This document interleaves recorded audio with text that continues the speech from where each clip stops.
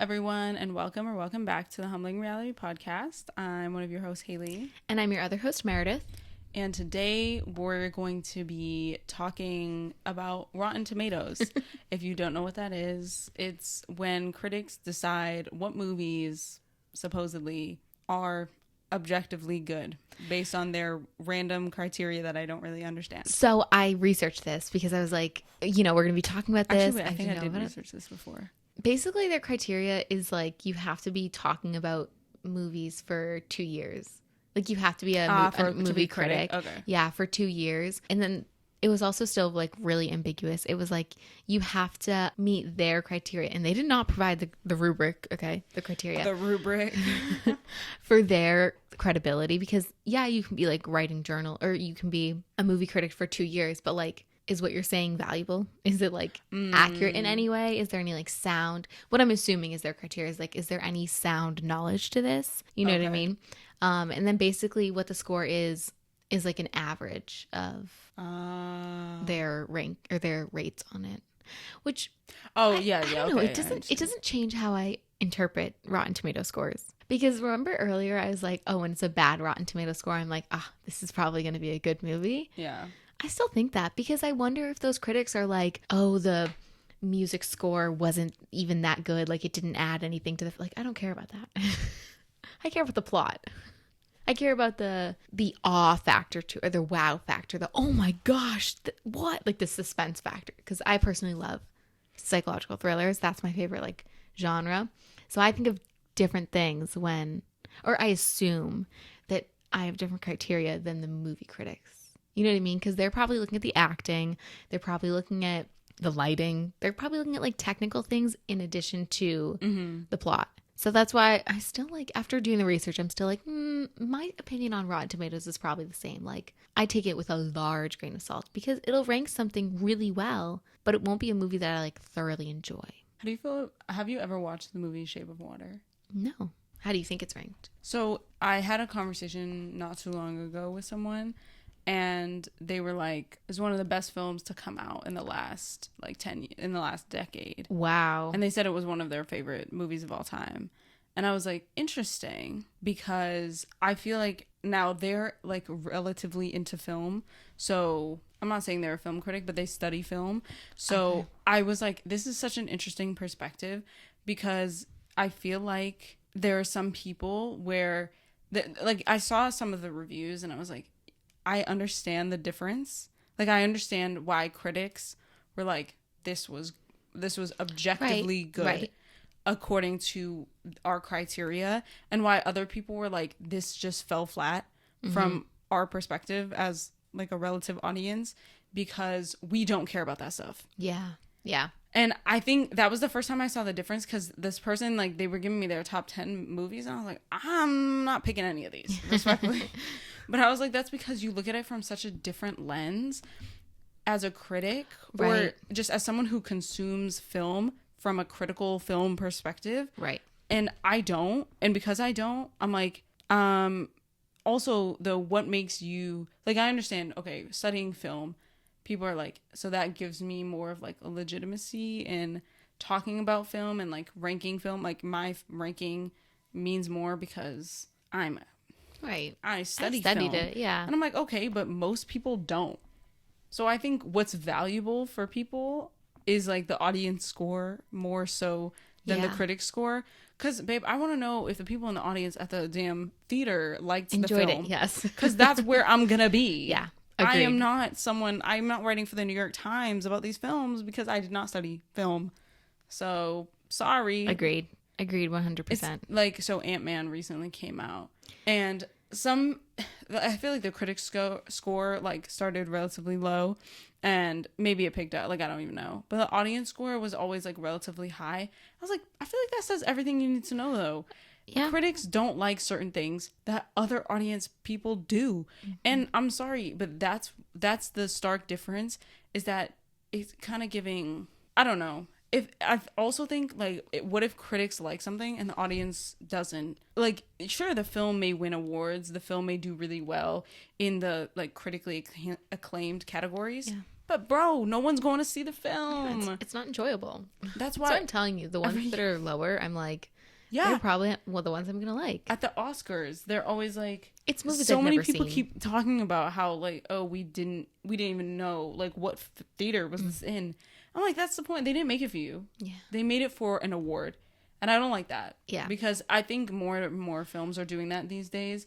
And I'm sorry, but you cannot sit here and tell me, as someone who watched The Shape of Water in college, there's some things that genuinely, like the same reason I'm not consuming Beauty and the Beast, I'm not consuming The Shape of Water and being like, wow, such a profound story. Beauty and the Beast was on the Academy list? No.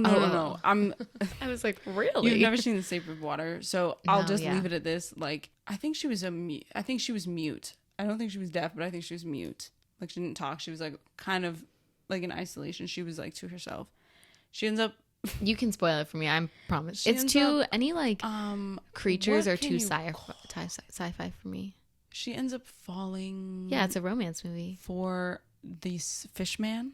That's what we're gonna call it. It's a fish it says he's an amphibian. Yeah. Wait, no, there was a word for it. Like, I'm sorry, amphibian. I cannot. I refuse. I simply refuse to get behind. You can tell a story, and I got the story. I got the point of the story was to show like that love knows no bounds. Yeah. That's a great way to put it. I got it. I still can't, like, that is a fish. Yeah. That is, I'm sorry. It's giving weird to me. I can't do fantasy like that. I just can't, because to me, the same, listen, I know Beauty and the Beast. Everyone's like, it's just a cartoon. Bro, that is an animal. Like, I'm sorry. That's weird, because in real life, if someone were to tell you, like, hey, saw a fish man, me and him going out, you'd be like, respectfully, you need to be institutionalized. Yeah. Like, now. And I can't, I'm sorry, it's a little too illogical for me to be like, yeah, I'd be totally okay with that. No, I actually think you needed psychological help yesterday. We talked about this. That was a good one, Haley. Especially if you end up sleeping with said fish man. Like, oh, spoiler! I'm scared. Like, that's concerning. Is that consensual? Like, there's too many questions. But okay, yes, I feel this way about books. And it also, when we talked about the Grammys, you talked about relatability. Okay. I think it transfers here. Okay. But for me, I think it just hasn't happened recently with movies, but I could 1000% seeing it happening with movies. I was reading a Nicholas Sparks book because, I was just like, I want to remember romance, like love. Aw. Don't know what I was thinking. And it, I'm probably like 2/3 of the way through the book now, and they just kissed, and right after it, they said, I love you. And I was like, that is just not true. And maybe I just like wasn't, understanding their history and how they got to that. But it was literally like they spent time together tutoring, and, she was feeling butterflies. And when their hands would brush up against each other, it was electricity. And I was just like, I returned the book immediately. I didn't even finish it. What was the book called? The Wish. I know Nicholas Sparks books. They're like, the stories are usually so good. I love Nicholas Sparks books, respectfully. You know them. You know the movies. The Last Song. Oh yeah. The Notebook. That's like his biggest one. A Walk to Remember. The Longest Ride. That is one of my favorite ones. Is The Longest Ride. I saw the movie. I love that one. I love that. I haven't read the book, but I like the movie. Those are, I think, his top ones. But and they usually end with such like, it's like so tragic and like beautiful in a way. So I was like, okay, like a Nicholas Sparks book, like, it's fine, I'll pick it up, whatever. And I returned it because I was like, no, you don't kiss someone and then tell them you love them. I don't care if you're 16, I don't care if you're 32. No, doesn't happen, in my opinion, in my lack of experience. My opinion. The people who are like love at first sight right now, I'm gonna say something on unpopular opinion about The Notebook. I think that was a very toxic relationship. Oh, agreed. And I think some of the films and some of the talked about though. Go ahead. Books that we consume, like that we look at as like ideal relationships, I think that is extremely, extremely bad for people, because I'm like, holy crap, if you idolize like The Notebook and like that relationship, I'm scared. A little, like, your relationships, it's not giving healthy.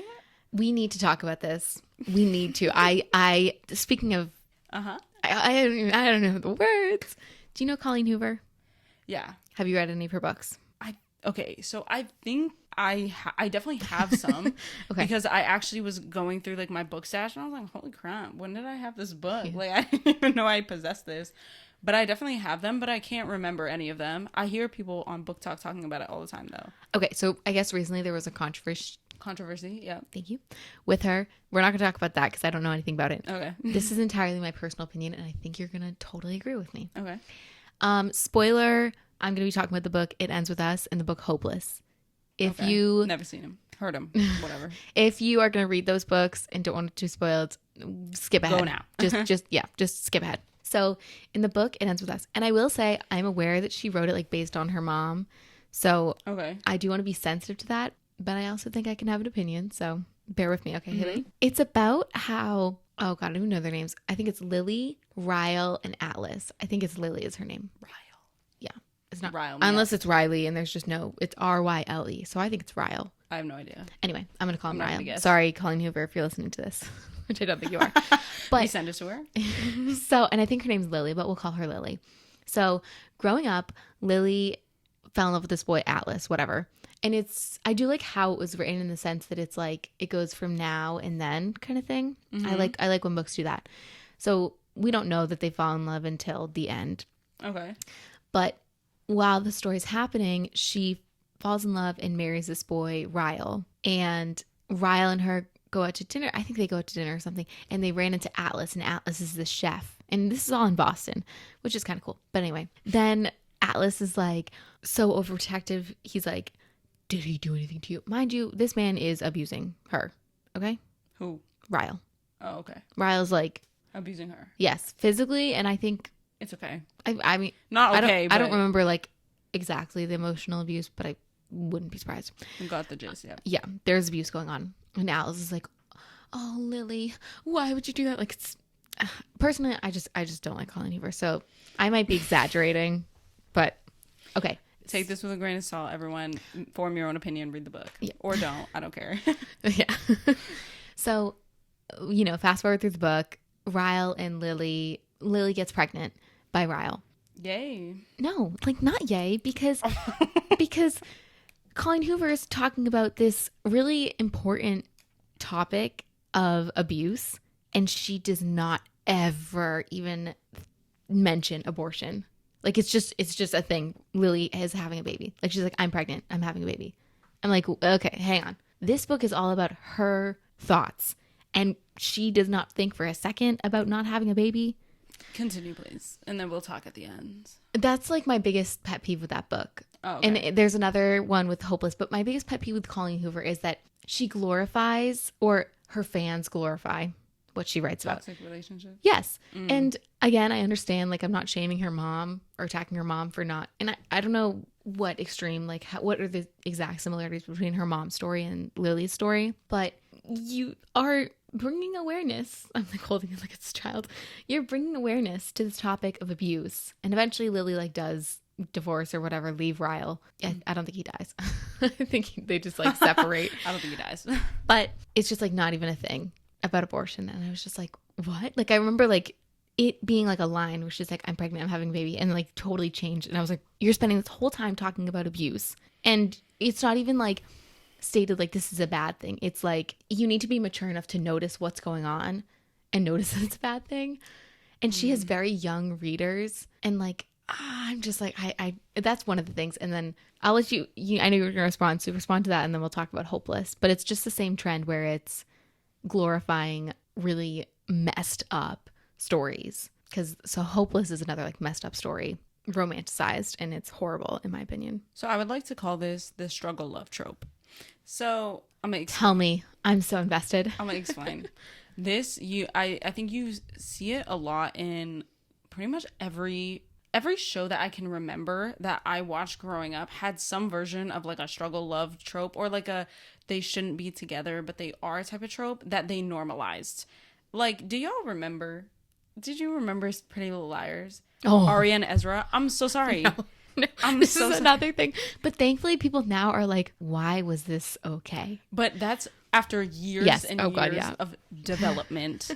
For a long period of time, people were like, no, but like, they're I mean, so come on, now they're cute. adults. And I don't give a No. shoot. No. He was messing with a child. Like, Yeah, I'm she was sorry, there's nothing. 16. And those people would be like, why are Ariane, like, why are her parents, like, why do they hate him so much? Bro, I'm sorry, my dad would have killed him. Like, I don't know Yeah. what y'all Yeah. are talking Yeah. about. This man would have been in jail. Like, there's simply no way No. that I'm like, first of all, if you wanted to approach a topic like that, they shouldn't have ended up together. Yep. Period. And they did. And I don't know if I finished the show. Yeah, it was their wedding. Okay, yeah. The finale was their wedding. WTF? Like, I'm sorry, I'm simply never condoning that. Also, if I was any of her friends, like, I'm looking at you hella weird. And if I'm your friend and I become, I'm not talking to Ezra like my teacher in school, Right. babe. Everything you tell me, like, I'm lashing out. Everything is, answer this question. No, you're messing with a 16-year-old. Like, I don't even know how old she was at the beginning. I feel like she was like 15. Like, you're weird. Also, I think they were 16. wasn't he messing with Allison? And that's how we got into the situation. Who also was a child because she's their age. Like, you're just a pedophile. Yeah. You're just a predator. Point blank, period. And so that was one. Okay?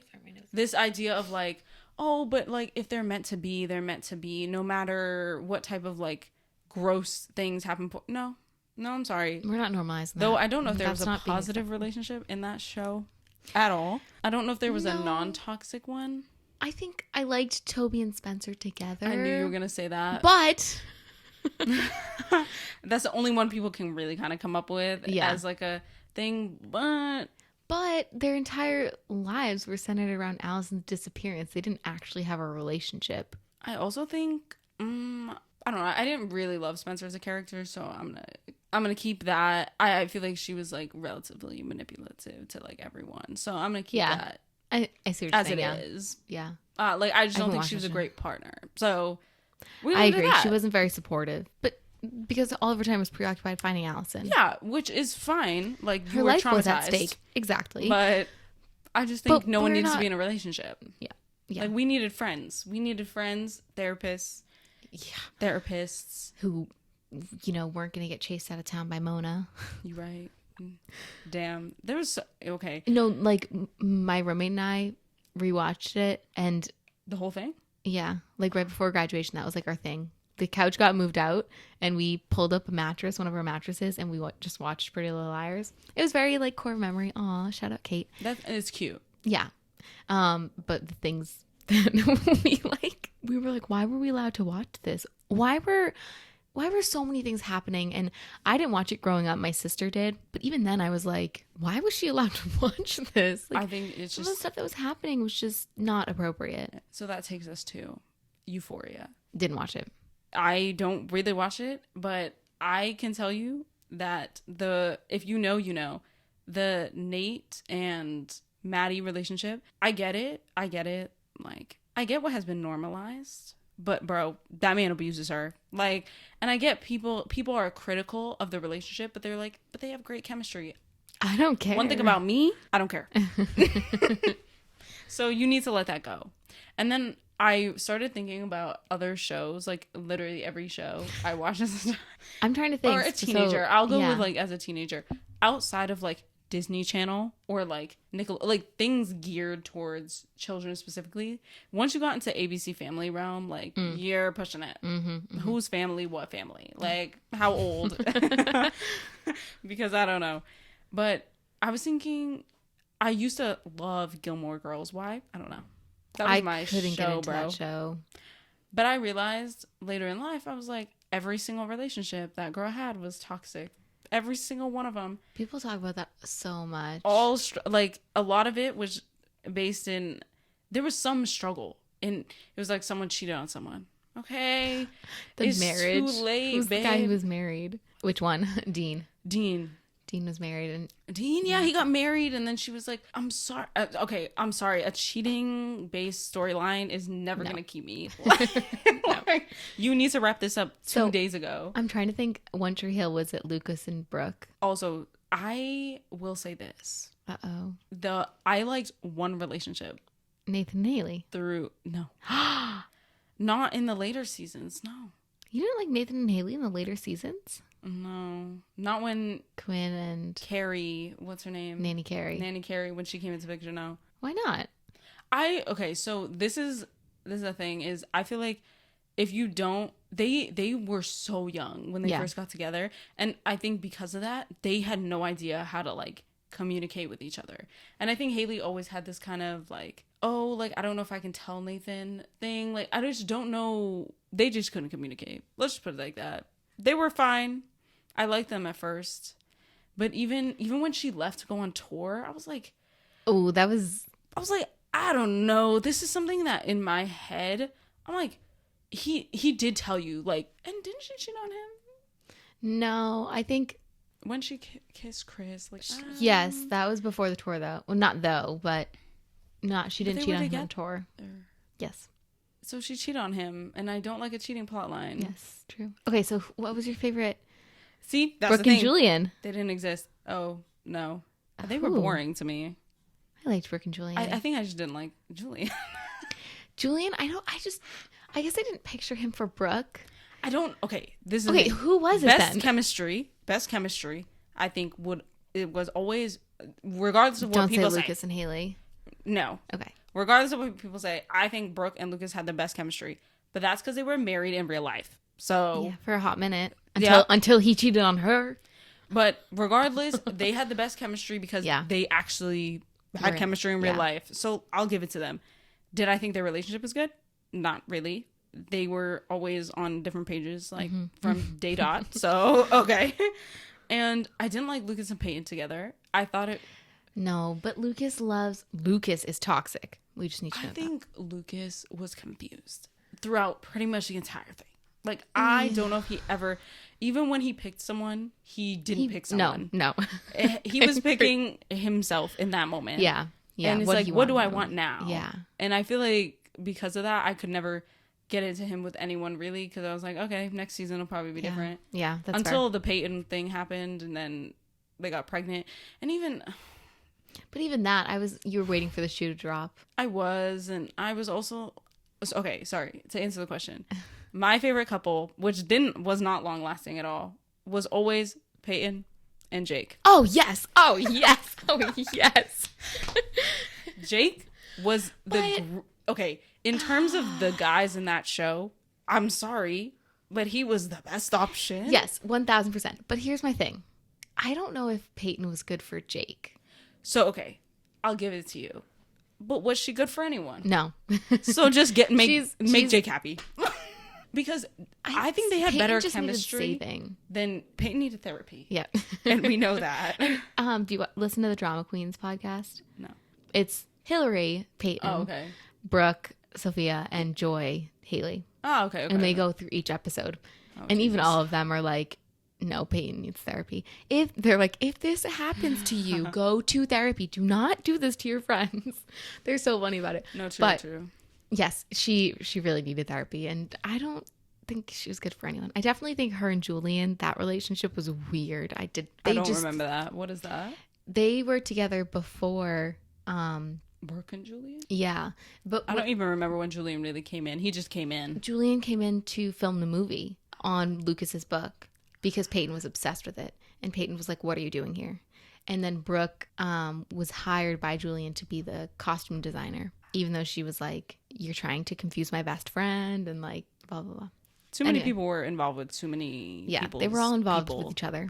Like, there's not enough lines of like separation for me. Like, everyone, I was like, you know what? Everyone intertwined so much. Yeah. But I also think, my friend group doesn't intertwine, but I think there's a lot of history in the group, which I think is similar to OTH, but our group did not intertwine like they did. What is it? What was his name? Clay? Yeah. And Quinn? Yes. I did like them. Me too. But I didn't picture them getting married. So a lot of times with characters, I'll be like, yeah, I like it, but I just don't care that much. Like, I don't care if you end up together. I'll just be like, I'm enjoying the ride for now. Until it ends. Until it inevitably ends. But that's how I felt That's why I felt differently about Jake and Peyton, and then they didn't end up together, and I was like, I don't know. I is what totally it get is. the Jake and Peyton because I think Jake was good for Peyton, but that's where I'm like, But think about it. Did anyone have the actual, like, he was the most mature. Did anyone have the 1000%. maturity in any realm to get Peyton any sort, like, give her any sense of stability besides him? Like, did anyone have that power? No. And I think it's also because he's a dad. She Think, has major parent issues, like major mommy yes, but issues the she was entire good season. But with like, his daughter. yeah. And I think But I think it's because she wanted a mom. She was so sad about her mom. She wanted to be a mom. And I feel like, honestly, the more I think about it, the more I'm like, I think the reason they didn't end up together is because Peyton actually would have not had problems. Yeah, that's And true. they were like, but then that won't make for good TV. They were like, they'd be like that boring couple. And I'm like, yeah, stable, but it's okay. Boring or stable? Because Jake would have convinced her, like, hey, like, You need go therapy. to therapy. Yeah. And like, we can go together, like, as a family. And literally probably would have saved her life. And Lucas wouldn't have done that. So they were like, Lucas. Come in. And I hate people that talked about it all the time and were like, they have the best chemistry. No, they didn't. No, Peyton and Lucas, they have good friends. It was like, giving star-crossed lovers that shouldn't have been. Like, one that I would be totally fine with if, like, they just never ended up together. There's some where I'm like, okay, that's cute. They were one where I was like, it's dragging. Yeah, it's forced. You know, another like show that's been idolized that people are kind of like criticizing now? Okay. Grey's Anatomy. They should all be criticized. Yes, absolutely. There was also another show that, okay, that relationship, once again, I'm sorry, I feel very strongly about this. Any cheating narrative will never get me, ever. You will never catch me rooting for anyone who is a profound cheater. Like, I once had a girl say to me, uh-oh. it's just, I have to laugh. You have to laugh, okay? Do I? Yeah. Okay. No, you can laugh if you want to. I'm getting ready to chuckle. Okay. This girl, okay, this part isn't funny, but what she said is, you just have to laugh. Her dad cheated on her mom and got remarried. I don't know if it was to the person he cheated on her with. Okay. But then she said to me, she was like, but he would never cheat on his wife now. He loves her so much. And I was like, he had a family like for 15 years and cheated on her. So what? Listen, You have to that's laugh. your business. Chuckle. Ha ha ha. Chuckle. Okay, I don't know. None of these like, relationships are. What? But that's the problem, is because that's now normalized. No, It's like, oh that no, won't be a thing. he had to cheat on his wife to get with his soulmate. Like, shut up. No. Shut up. I feel, no. If that is your line of thinking, get help. Yeah. Because, no. Or you know what you could do? Get a divorce. And then start a new relationship. Because I hate this, like, oh, but the desires, I don't care. One thing about me, I don't care. Get separated. Like, I just can't understand how you can feel comfortable enough, especially because now you're manipulating situations, like, because you have to be. Because if your wife comes back and they're like, oh, so, like, what's going on, instinctually you're gonna lie, or you're not gonna tell the full truth, and then you end up in a sticky situation. And I really, actually, me and Shonda Rhimes have beef, though. In general, I have beef with Shonda Rhimes for everything that she makes, really. What else did she write? She also is Scandal and How to Get Away with Murder. Every single relationship is extremely toxic, and or if you look into it, I'll say this little snippet, but I'm not going to go too deep into it because I know Shonda Rhimes fans are going to be like, no. I think, from my perspective, if you look at, like, the relationships that like come out of her shows, she is very much a fan of the, like, white man with a POC female. I have beef with that for many reasons, but most specifically because people claim, like, people are like, we want, like, diverse relationships in media, and I'm like, yeah, me too. But also, that trope specifically, I'm like, babes, we get it. We get the agenda. We get it. Like, with April and Jackson. Oh, okay, yeah. And then Maggie and half the people they put her with. Forget. Oh, DeLuca. I don't remember that one. It's okay. Meredith and DeLuca was weird. Weren't they together? I don't want to comment on that. I think that that relationship genuinely swung me for a loop. Like, I genuinely was like, what the Yeah, is because going now I'm on? like, I don't believe that they were actually together. I was like, I hate this for everyone involved. As a matter of fact, I hate this for everyone part of this. Thank you. All the relationships, they were always so. And then, and Scandal I didn't watch Scandal. fits in a mistress storyline. Yeah, I'm of never course. rooting for you. It's like, oh, but he loves her so much. And he's the Okay. president, so he can't divorce her. You know what? He got to keep it in his pants for 4 years then. Until he can get a divorce. Like, I don't really care. All these stories, like, I don't care if you have the deepest love imaginable. Keep it in your pants. Like, you have kids and you're dragging other people into things. Yeah. And then you're just selfish. You're just selfish. Period. And they were selfish. Yes, in that situation. all those people that we've listed. How to Get Away with Murder, there was no positive relationships come out of that. So we can just, that was another one. There's no other, it's actually always black people. I don't know why I keep saying POC. There's never, it's always black. It's always a black person and a white person. That's where POC dynamics die. Everything else, like Asian people, they're like, Yeah. don't know them. I mean, I've only watched Grey's for what she's written or contributed to, but I'm Did trying she to think of it. Bridgerton? I did. All seasons? There's 2, right? Yeah, I think so. Yeah, I was like, yeah, I think so. Yeah, I think so.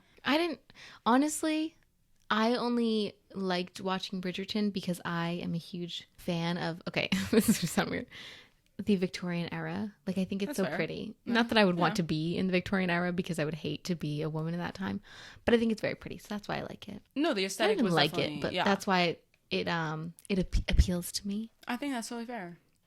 But I never thought about it like that. I think the lore of that show is the time period and not much else. I love it. I love it for the time period. It's giving Downton Abbey. I didn't watch Downton Abbey, but it's giving Downton Abbey. So somehow let's find a way to tie Rotten Tomatoes into. Let's look at Rotten Tomatoes. What's the Bridgerton Rotten Tomatoes? That's how we're going to end it today. Do they do Rotten Tomatoes for TV shows? Let's find out. What do you think Okay. it They is? if there definitely is do one? IMDb or whatever. What do you think it is? I don't know if it has a score. So It does. on Rotten Tomatoes. Yes.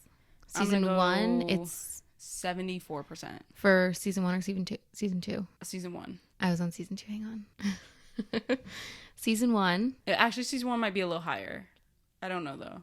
Okay, 74%. Yeah. The audience score is 71%. Okay. And the tomato meter, which is the critics, Yeah. 87%. Okay. I think it was made from a critical lens, relatively. Wait, but The audience score being that low is interesting. Or it's not low, but it's lower than I would have thought. the average audience score overall is 74%. So I was like, wait, season 1, Haley? Really? Because I was like, you are spot on for it all. That makes sense. Yeah. That means the audience score was better for the second season. Yeah, it was 77%. I mean, I guess, I feel like, yeah, that's like a pretty like fair average because I'm not as a critic because I'm not Yes. one, Yes, we're not not a critics. film. We're just here for the... We're just here for the vibes. What did Pretty Little Liars get? Do they start doing those things? Let's see it. When did they start? I feel like they shouldn't have rated that. Like, there are certain things you should not rate. I guess they didn't. Good. We can do a movie. Yes, they did. Oh no. It's already not looking good. Watch my computer die in the middle of it. It actually might. 81% for both tomato meter and average audience Okay, last score. one. Just do Euphoria real quick. If your computer can allow. I'm going to... 84% and 88%. Wow. So, okay. So to finish, we'll combine all these conversations right now. you take it away, Haley. My opinion Okay. on all of this is that Rotten Tomatoes, I don't know if people genuinely care much. No. I feel like you only care if you do well in Rotten Tomatoes, and that's only if you're aiming to get like recognition from, I think, the Academy. Outside of that, I don't know if I'm not stalking the Rotten Tomatoes website as an audience member looking to see what movies to watch, respectfully. Like, I'm going to see the ones that I want to see, period. And it's not really going to change much unless someone says like, oh, this is the worst movie ever. And that's the audience. Like, Right. that's if social media doesn't like it. And we know social media is mainly just a bunch of regular kids that don't know how to consume media anyway. Yes, this is true. So from that perspective, I don't really care. Though I think it's interesting to know that the critics liked those shows, Mm-hmm. or probably that the critics like a lot of the, even, I still go back to the Shape of Water. Listen, it is what it is, you know? But I think That was surprising. I think I had like a 70-something%. the stories, I feel like the stories we tell are getting, this is a hot take from me, but the stories that are being told are getting less and less interesting because they all follow, they have probably for the last like 12, since I was like a teenager, followed the same like relative path in terms of like what relationships look like. Mm-hmm. And they're not often very healthy. Mm-hmm. And that's why I don't watch like romance-based shows. I take with a grain of salt, or not even just shows and movies, because I feel like it's really hard to look at a relationship and be like, so objectively, I would never want this for myself or for like a friend of mine. But I can appreciate that they, I guess, have some chemistry in the show. There's no relatability. But the problem is that people can't separate. People will be like, but you know, like they're so in love. And I hate how we use love as now an excuse for like that. Bad like behavior. I said, struggle love. Like, Yeah. I don't wish struggle love on anyone. And we need to get out of that mindset, because you should not be going through so much with a person. Just like, I'm sorry, if you're going through trials and tribulations to get to this end point, like, is it worth it? Yeah. I don't think it is. People say love's supposed to be easy. So But that negates nowadays, everything it's we supposed to see be hard. online. Yeah, apparently. What we see is hard Yes. love. Yes. And I'm like, when we met, he had another person, No. but babe, As Haley said, stop bragging. Also, stop bragging about stuff like that. Oh, you know, it only took 2 times for him to realize he shouldn't put his hands on me. Babes, No. you couldn't waterboard that information out of me. I'm not going through that, and I pray that no one ever has to go through that. But you're not getting me to admit any sort of information like that, especially not as like a humble brag. Yeah. No. You're not bragging. No. It's just weird. If they put your hands on you, they'll kill you. And that's what we're Refrain gonna from last episode. Oh, it was. My bad. We're recording this in the Was same there anything day. else? I think you did a great job, because we really sidetracked off Rotten Tomatoes.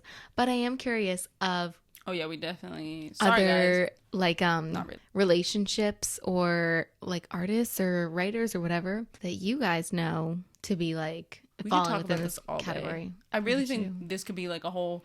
I could sit down as someone who's watched a lot of TV for absolutely no reason. I could definitely sit down and give you, like, I could talk about this and be like, these. Honestly, I don't know if there's many relationships that I'd be like, this is what No, you should agreed. try to attain. Because I don't really think people Yeah. care about that. Yeah, They're it's like, not "Oh, interesting. people Quote make unquote interesting. mistakes." Yeah. And the mistake is like, Catastrophic. Just the laugh. Haha. the mistake is like complete manipulation for like 3 years. And they're like, Just one mistake. They're like, you know, they were immature and like naive. So why were you with Okay, them? so leave. Like, Haley and I are like, no, you don't need. Nope. Goodbye. Pack it up. if you We'll want go. someone who will be honest with you, me and Meredith are here. Yes. Yes. Our DMs are open. Because our lines are open. I but that mean, you doesn't can do make whatever. sense. Our line, yeah, our Our DMs mailboxes on are open. Humbling Reality is open. Not that you know our addresses, but Maybe we're we'll make curious this- to hear from you. Are we? No, yeah, I yeah, am. we are. We are. I am, at least. Tell us your business. Yeah. We're not therapists, though. No, we're not. Okay. And on that note, On that note, bye, friends. bye. We're your friends, not your therapists. Bye.